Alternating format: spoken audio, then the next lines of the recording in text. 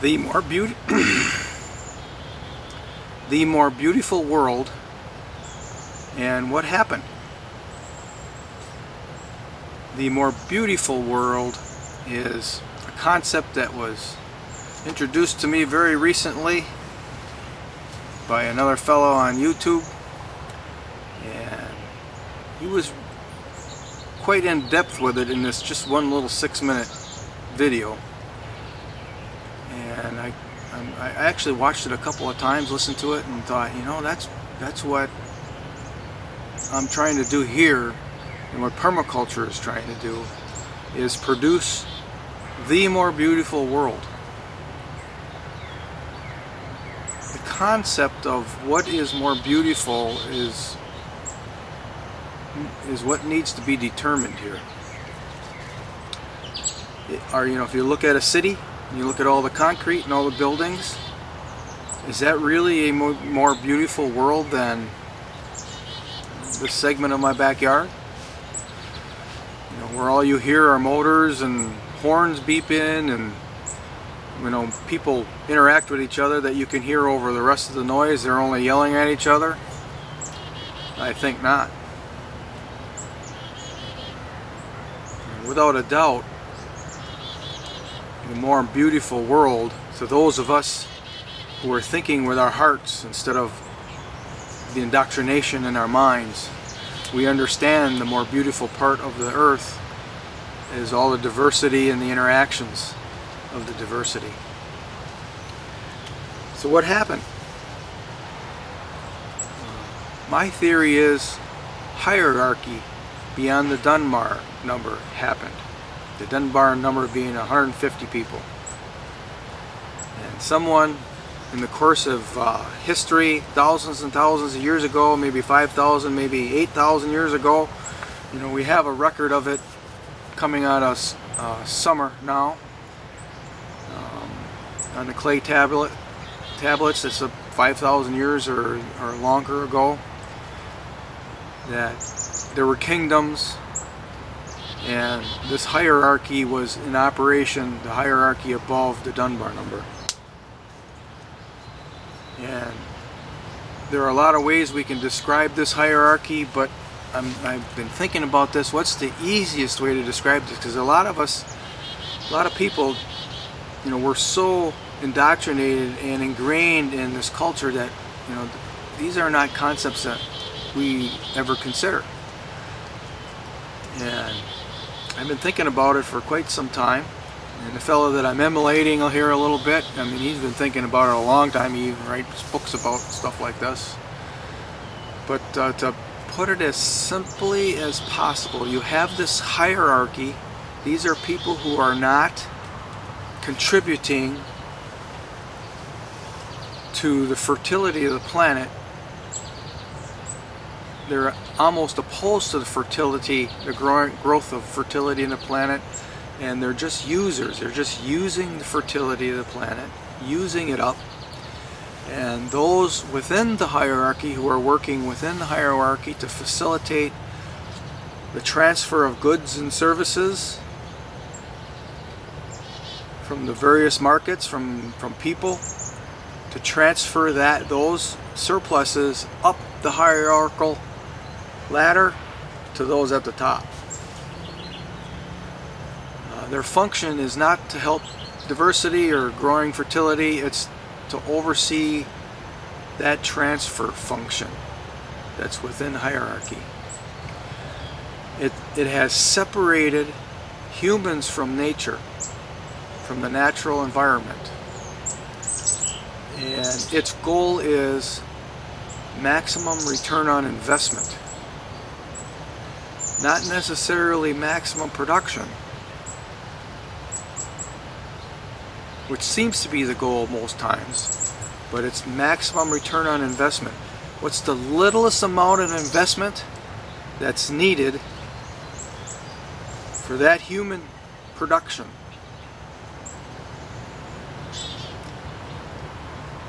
What is the widest gap between what's necessary to get humans to produce and the production? And what is produced? What's the widest margin in between those two goalposts, because that's the surplus that gets funneled upwards. And today I would, I always not always is a word I use too much. I often refer to agriculture and agribusiness. I'm finally getting mosquitoes, which is good for the mosquito-eating birds, but and bats. But I refer to agriculture as being the bad guy in this equation, agribusiness, and it's like this processed food that most people are eating today. The goal is to make the most of this processed food for the least amount of effort and resources and money that will continue the production of the people that aren't involved in hierarchy, and even to fuel the people that are facilitating the transfer of goods and services upwards. What's the least amount necessary to keep that production at a high enough level to widen the amount of surplus that's generated? That's their goal. And I think that's what civilization as we know it today has absolutely, positively wrong. The reason why it's positively wrong is because they're taking the planet from a growing diversity, growing fertility situation to one of using up the fertility. And at some point,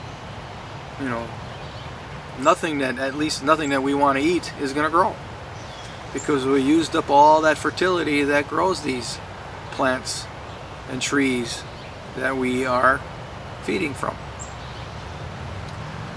So the solution, the answer to all these problems, some people put this is a dilemma, and dilemmas aren't solved. You only adapt to a dilemma. But there is a solution to this, and that's what I get out of the permaculture designer's manual, that this is about the solution to this problem of using up the fertility on this planet. And our population has grown because of it. And people have gotten sicker. Even though our population has grown, at the same time the population is getting sicker. And now even in the United States, the average age that people die is dropping. It's all coming to a head here now, actually. But the solution is actually found in our forests and our wildlands. How is it that these ecological systems are able to grow soil fertility at the same time growing a crop, be it a crop of seeds, be it a crop of fruit, be it a crop of roots? They're doing this all on their own. Of course, we've speciated a lot of this wildness to become more palatable to us, but even there we can still mimic that process by recycling the nutrients and allowing some support species to grow that's going to increase fertility. At the same time, we are producing these crops that are palatable and even taste good. So with that, I am in an area here I call the forest garden. As differing from a food forest, I think the food forest, these are my definitions, what I'm thinking about. It's not necessarily everybody's or anybody's definition, this is just mine. A food forest is a more diverse product. And of course a forest would have to be a certain large acreage area. So I've got this little area here I call a prototype food forest. This is just a little beyond the forest garden, and there really isn't any order there, and I worked hard to keep the different varieties of fruits and nuts apart from one another. So I do have a situation where there's 2 pear trees growing pretty close to one another. But other than that, you know, there's a pear, there's an apple, there's a plum, there's a cherry, there's a peach, there's some hazelnuts. I do have a chestnut in here. I didn't highlight the chestnut on my recent tour. That's all kind of mixed up in that area of the food forest. Where this is the forest garden, and originally this was my garden way back in the 80s. And you know, for some reason I didn't get it, that I had to walk farther away from the house to get to the garden. So this is almost to the end of the property, quite far from the house. This should have been close to the house, but anyways, and I have beds here, and I have rows of beds. And on one side I've got my black raspberry crop, on the other side I have an experiment of ribes and asparagus growing together, and in the center, along the walkway here, I have various fruit trees. So I'm going to show you a little bit of this. We'll start right here in the beginning.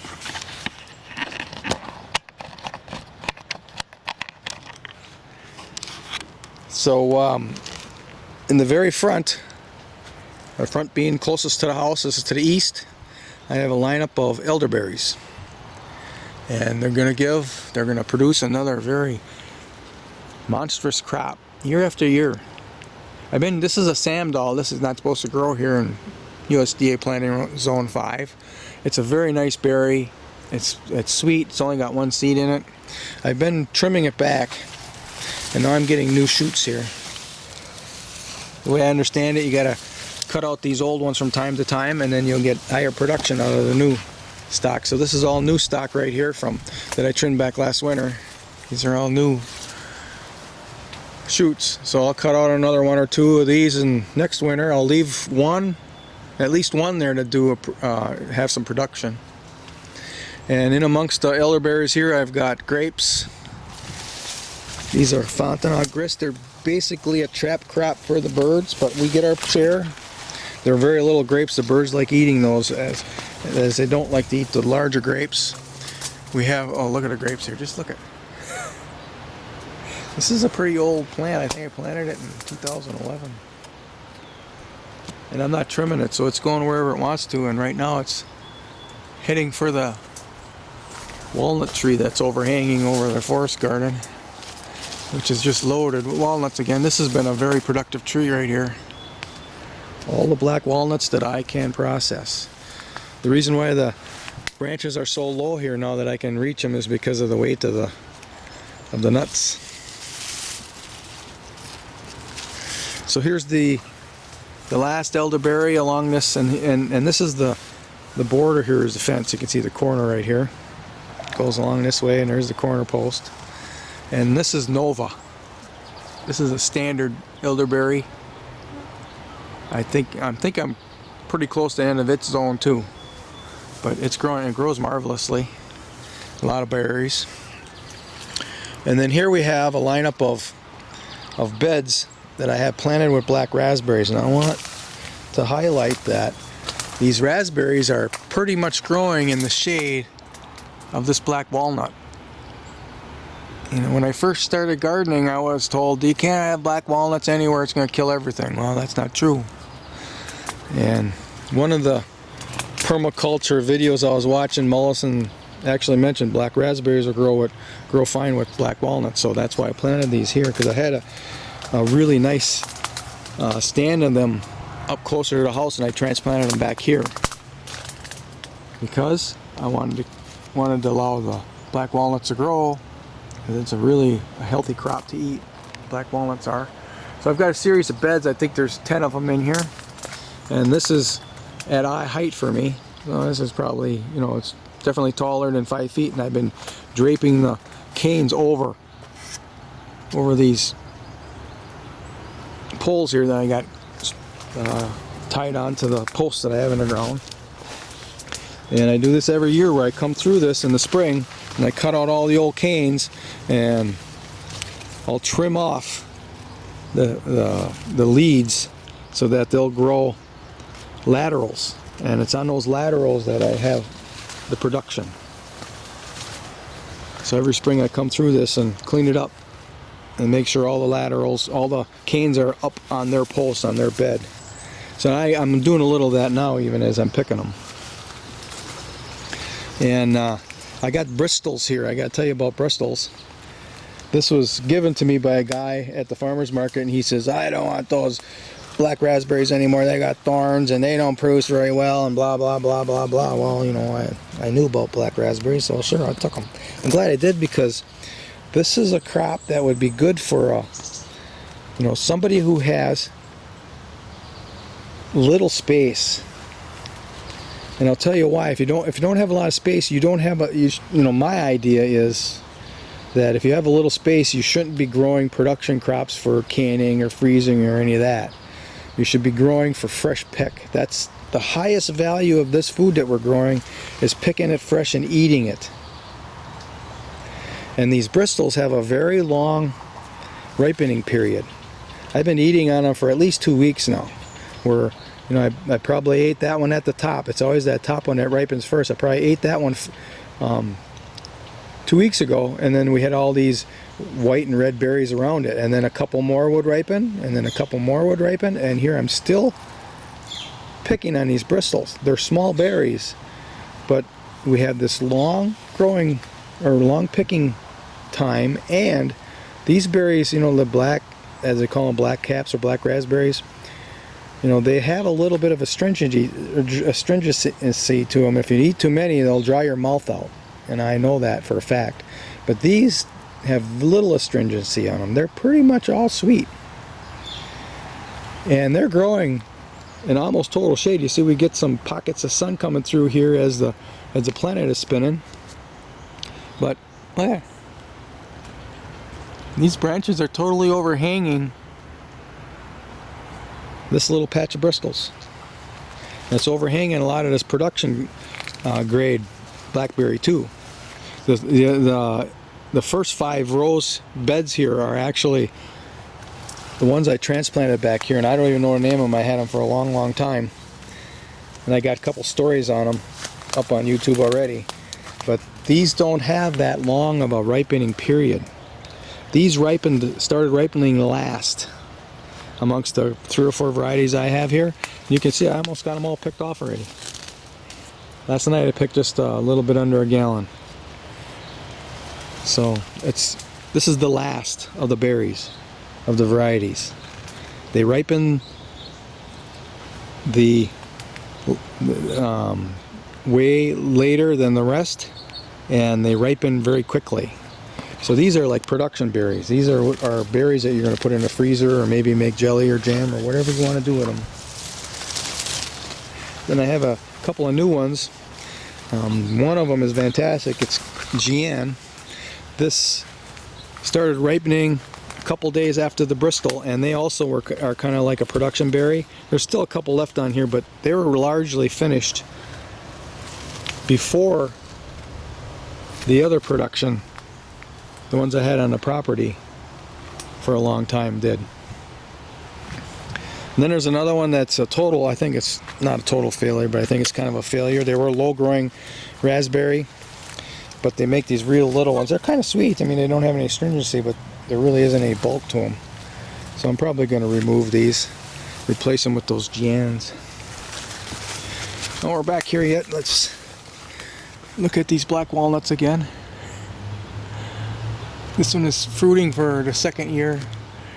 It doesn't have many, but boy, I tell ya, they're big. See if I can focus in on that one. I don't know where it is. Right there. I think that's it right there.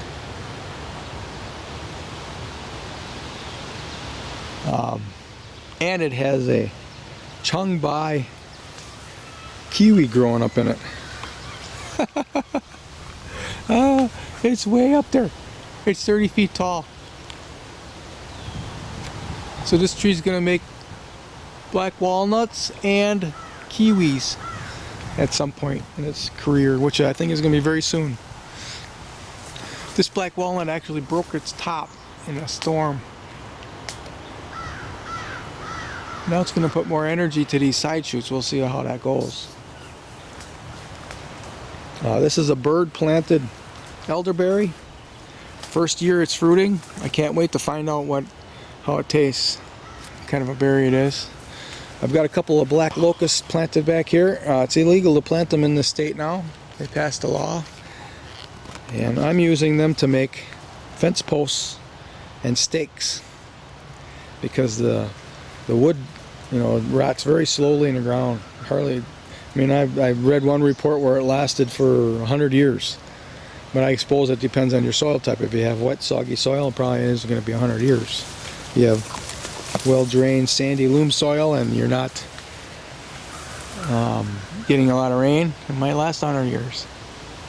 But I cut one of them last winter to make a post, and look at how it's come back here. This is why they made it illegal, is because it's prolific and it grows thorns. Look at the thorns on it. But I found out they're really easy to knock off with the back of a knife. You just pop them right off.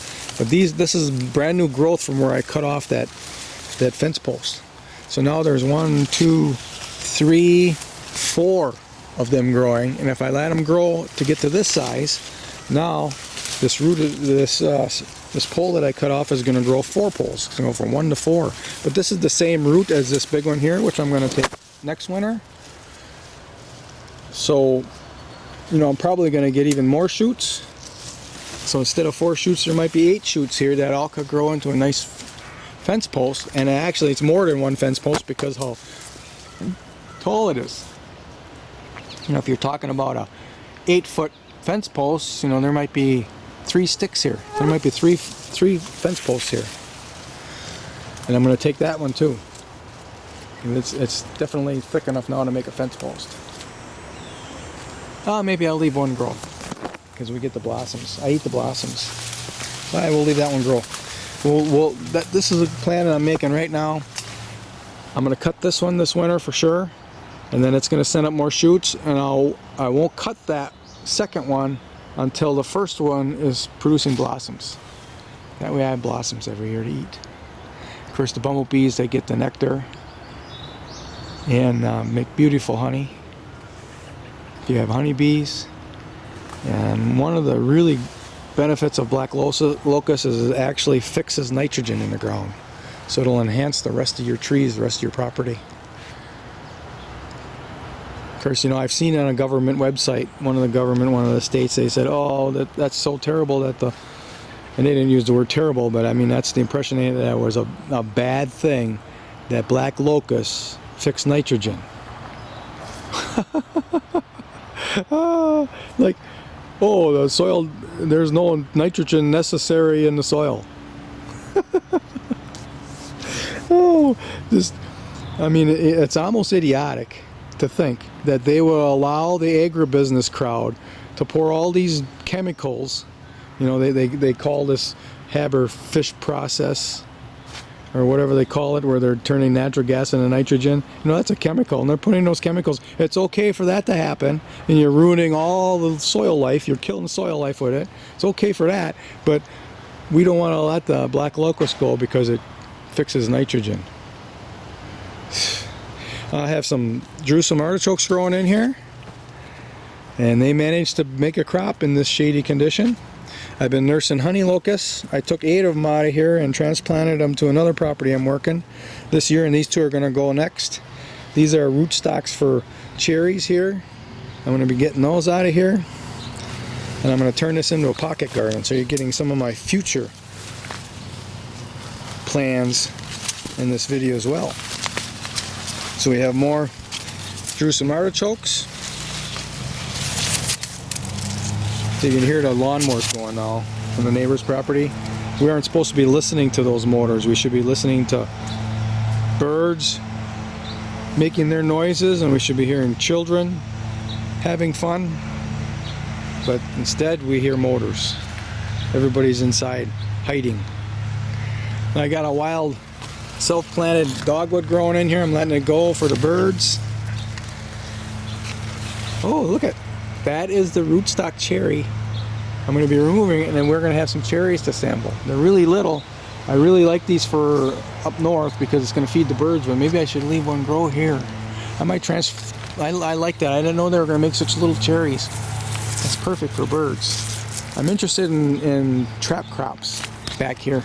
Keep the birds back here when all this stuff is ripening, and then I get, you know, the purposeful tree crops that I'm growing. On this fence here, I have an Edelweiss grape growing. I think I did trim it once, but I'm trying not to trim it. I'm trying to just let it go. Oh, look at, there's black currants growing in with right next to that Edelweiss grapes. This is a black currant bush growing in the total shade. It's growing up the fence, so it's trellising up the fence. And now it's growing into the grapevine. It's supposed to be the other way around. I have a mulberry overhanging. That's a very good tree for birds. This is going to be part of my new pocket garden I'm going to put back here. It's going to go to about this point. So we're looking at maybe 15 feet by 10 feet. 15 feet going back towards the west. And 10, 12 feet north and south. And this is all going to be for annual production. A little pocket garden in amongst all the pet perennials. So the idea is we're mimicking the natural forest where all of these situations here are producing their own fertility, and we're going to kind of allow some of this to work their way, you know, like the dead leaves, and, you know, as the leaves fall off and the soil life is underneath and it migrates in the soil, all of that will come and enhance the fertility of our annual pocket garden here. That's the idea. So now we have our walkway here. These were actually poles that I had flattened. I was going to build a deer blind with it. And when I learned in the permaculture design course, the more you walk in your soil, the more you compact it, the less fertile it is. And well, then I put these in the center here because that's where I walk the most. And now I learned how to do different kind of deer hunting. I don't really need them at all. So I'm happy it worked out that way. So again, this is my black raspberries here right on the other side of these trees, and then I've got a series of plums and cherries and crabapple trees here, apple tree, pear tree, in along this walkway.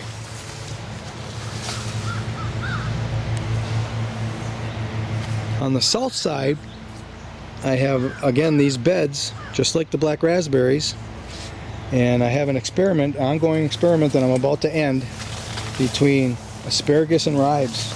The idea is for the ribes, you know, they have the growth of leaves right away, and they set their blossoms right away and set their fruit, and they're actually on their way to growing a big crop before the asparagus even comes out of the ground. I mean, it's barely coming out. Of course, then I harvest the asparagus for, you know, maybe a month, and then I let it grow. Now this is, we're approaching August, we're into July here, last week of July I think it is, but I don't even know where I am, right? What time it is. But the asparagus comes up and then casts a real nice shade over the ribes, which are actually an understory plant, so they benefit by having that shade.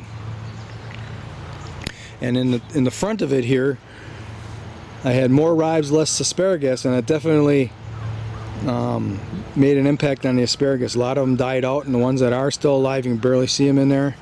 They're very weak. And then as I came back, I thinned out the ribes, and now the asparagus has got a real nice canopy over the ribes. So I'm taking this out, and I'm going to turn this into, I got a hybrid raspberry that it's not really hybrid in the sense that someone hybridized it. It hybridized itself, I think. I think it's a cross between one of the raspberries, or maybe the black raspberry, I don't know, on the property, and a tayberry I have. That's what I think. I don't know for sure. But it's not that sweet, but there's hardly any tartness in it, hardly any astringency, and they're very large berries. So I want to convert this into those raspberries. The entire area of ribes and asparagus I want out. I got a place for the asparagus, and the ribes I have too many. I've got a lot in the food forest. I'm making vinegar out of it this year to do some tests on it, but there's just too many. I can't eat them all. I want to lean towards fresh pick. And, you know, I still want to make vinegar, I still want to freeze and all that sort of thing, but I want fresh pick. And the raspberries that I have, I mean, I didn't get even close to enough fresh pick. So You know, maybe I'll mix it up and get some yellow raspberries in here or something too. I gotta think about it. Maybe I'll leave some ribes. That's my plan now. Plans can change after you think about things. And then this is the brand new addition. I had a plum tree here that broke in the storm, and it's starting to send out new shoots, but I put in a new addition here in this little spot. I'm trying to get away from plums and apples and all that. I got too many of those too. And this is a cornelian cherry. This is actually a plant that doesn't have very many diseases or pests, if any, none that I know of. And it produces a very large cherry at the time of the year when the birds aren't interested in red colors much. And it has a very long seed inside of it, so even if a bird does taste it, you know, test it, that big long seed that they just can't digest, they can't get it in their crop. So I planted quite a few of them this year to replace some of these other fruit trees that I planted. That's a crabapple tree, and it's a very sweet crabapple. It's doing very well. This is a plum tree. This is a black ice plum that died. This is a pear tree that's been grafted a whole bunch of times. There's all different kinds of pears grafted onto it. This is a Japanese plum here that barely bears any fruit, but I hang on to it because the plums are not sweet, and I don't want to eat a lot of sugar because of insulin resistance issues. So I'm probably gonna, I trimmed it off a little bit last year, trimming it back, and then this next fall here, and actually you're supposed to do stone fruits in August. I'm going to take this one out. This one's coming out. And I got a couple of laterals here. I want to leave that lateral on because it's easy to reach. So hopefully one day I'm going to have plums and I can just reach up and grab one. I had a couple, not every year, but every other year I have a couple. There's a Nanking cherry there in the corner.